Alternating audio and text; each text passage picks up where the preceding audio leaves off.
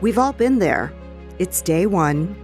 You've made the choice. You've quit the job, ended the relationship, or finally said enough is enough to your old habits.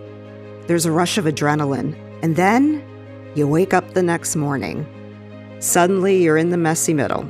You can see your day two, that ideal state of peace, health, and purpose, waiting for you on the horizon. But how do you actually get there without losing your way in the fog? I'm Patricia Rain, and this is The Space Between. This is the podcast for women who are done with wishing and ready for intentional planning. Today, we're talking about why the gap is your greatest asset and how we're going to bridge it to get to your day two. Let's dive in. Welcome to The Space Between. Before we dive into terminology and structure of day two, I want to tell you why I'm here.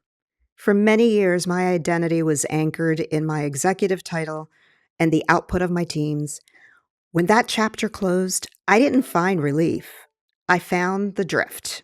My adult children reminded me that I had focused so much time on what others, including them, needed over the years that I had no idea who I was aside from their mom or corporate Pat. They even suggested I didn't have a hobby, which I was perfectly comfortable calling reading a book or seeing a musical excellent hobbies. I suddenly saw myself as the segment of Runaway Bride with Julia Roberts. Have you seen that? Where she realized she didn't know what egg she liked because she always chose the favorite eggs of her most current fiancé.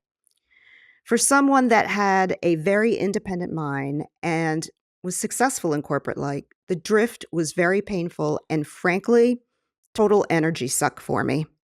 So let's start by defining the drift. It is that unsettling space where you are no longer the person you used to be, but you haven't quite met the person you're going to become. It's the silence after the thank you emails stop coming. I realized then that what society gives us is plenty of resources for getting the job or leaving the job. No one teaches us how to inhabit that space in between. I had to build my own landing strip, and that's when the framework for day two was born.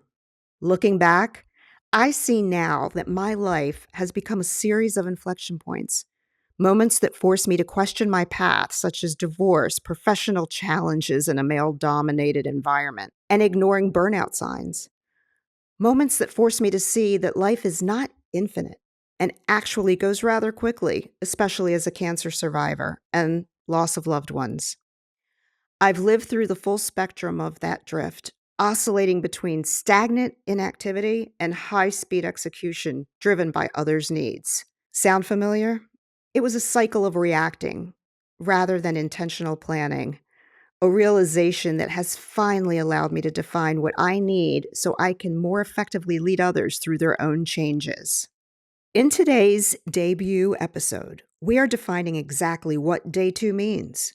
We're moving past the jargon of traditional consulting and the emotional heaviness of therapy or self-reflection to look at transition as a structural project.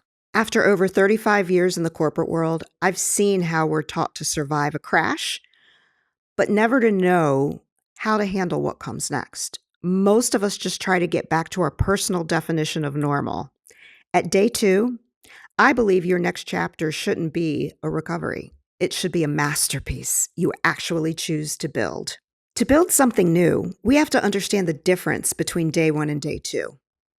Day one is the disruption, the layoff, the change in responsibilities to include taking care of your parents while you're raising your children, relocation for a new job, retirement, whether voluntary or forced. The drift is a point in time where the old structure is gone, but the new one hasn't started. It's chaotic, it's emotional, and it's often where most people get stuck, that messy middle. Day two is the intentional rebuild. It's the morning you wake up and realize that while you didn't choose the demolition, you do choose the architecture of what comes next. Day two is where we take the steel of your experience and the blueprint of your strengths to build a life that actually fits who you are becoming today. Lastly, integrity is vital to every step of the plan. The Day2 method is not therapy, nor is it consultancy. It is all about enabling you to articulate your ideal state coming out of the change you have identified needing for your life. So you know you are in control. Because you know what? You are in control. So don't let the drift win and make you think you cannot change the future because of the past. We will dig into this more later in the episode. Now that we're aligned on the meaning of Day2, let's make sure we understand the concept. When the structure of our career or life disappears, we try to use our old Day1 muscle memory to build something new. We move on instinct, the instinct to climb, to please, or to stay busy. Day2 requires intentionality over instinct.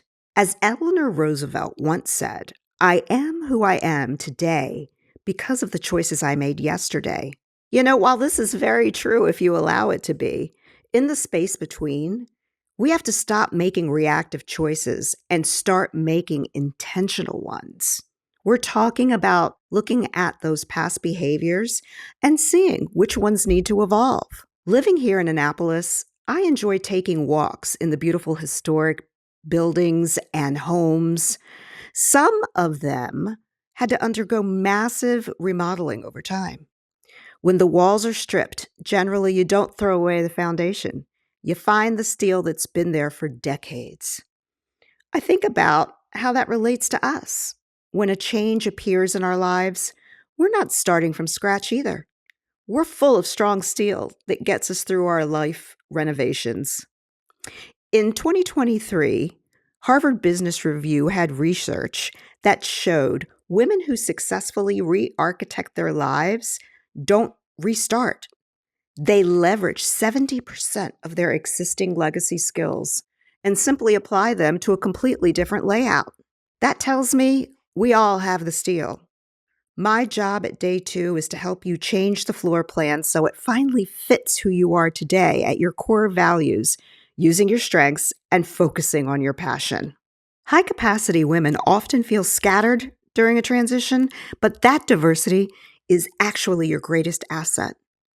A 2023 to 2024 LinkedIn Learning study found that women are 24% more likely than men to have multidimensional skill sets. You are uniquely engineered to handle this pivot. You have the technical rigor and the adaptive leadership to bridge this gap. Women are created from a young age to be proactive caretakers. This creates a psychological state where women feel they must anticipate needs before they arise. This carries over into the corporate world as well. According to a 2023 study published in The Lancet and research by Harvard University in 2024, women perform significantly more cognitive labor, the tracking and planning of household and work logistics, because women are often the ones held socially accountable if the ball is dropped. The missed birthday, the late project, the empty fridge. They develop a hypervigilance loop. Doing it alone feels safer than the anxiety of wondering if someone else will do it to their standards. High-capacity women often suffer from what sociologists call the competence penalty. Stanford's Clayman Institute for Gender Research in 2024 suggests that as women become more successful, they often feel they must overprove their value to maintain their position. Really, the juxtaposition to knowing your value. Asking for help is often internally translated as a sign of weakness or lack of mastery. To a woman in a male-dominated corporate structure, doing it alone is a protective shield against being seen as unable to handle the load. While the fight or flight response is universal, evolutionary psychology points to a distinct female stress response. A seminal study by UCLA, Dr. Shelley Taylor, found that women often respond to stress through tend and befriend, nurturing those around them to create safety. In a high-stress moment, a woman's instinct is to tend to everyone else's needs first to stabilize the environment. This leaves her as the sole laborer in her own life because she has trained everyone else to rely on her. We've been taught that doing it alone is the badge of a strong woman. But the data actually shows that this solo sprinting is actually a structural leak. According to Stanford research, we've been conditioned to fear the competence penalty, the idea that asking for help means we're just not enough. Better news is the finding from the Association for Talent Development in 2024 research shows that while having an idea gives you a 10% chance of success, having a dedicated accountability partner increases your odds to 95%. Day 2 is about firing that solo sprinter and hiring the architect. If you don't already have one in your circle, of course. It's moving from that 10% chance of doing it all to the 95% certainty of doing it with a partner. William Bridges, the author of Transition, said it best. Change is situational. Transition, on the other hand, is psychological. Without a transition, a change is just a rearrangement of the furniture. Unless transition happens, the change won't work because it doesn't take. So good news for all the listeners. Going forward, this isn't just a solo show. We're going to bring in transition trailblazers who have navigated a day 2 with such grit, imperfection, and authenticity that we will all benefit from hearing their blueprint. We're going to bridge the gap between the blockers that resonate with us and honor what drives the ideal outcome of these individuals. Before we part ways, I want to leave you with one question to carry into the rest of your week. Imagine you're standing in the middle of a bridge. Behind you is day 1, the roles and the normal that just crashed or drifted away. In front of you is day 2, the masterpiece you haven't yet dared to finish drawing. If you knew for a fact that the foundation of your lived experience was strong enough to hold any structure you could imagine, what is the one room in your new life you are currently refusing to build because you're still waiting for normal to give you permission? Thank you for joining me during our inaugural episode of The Space Between, and we look forward to you joining us next week.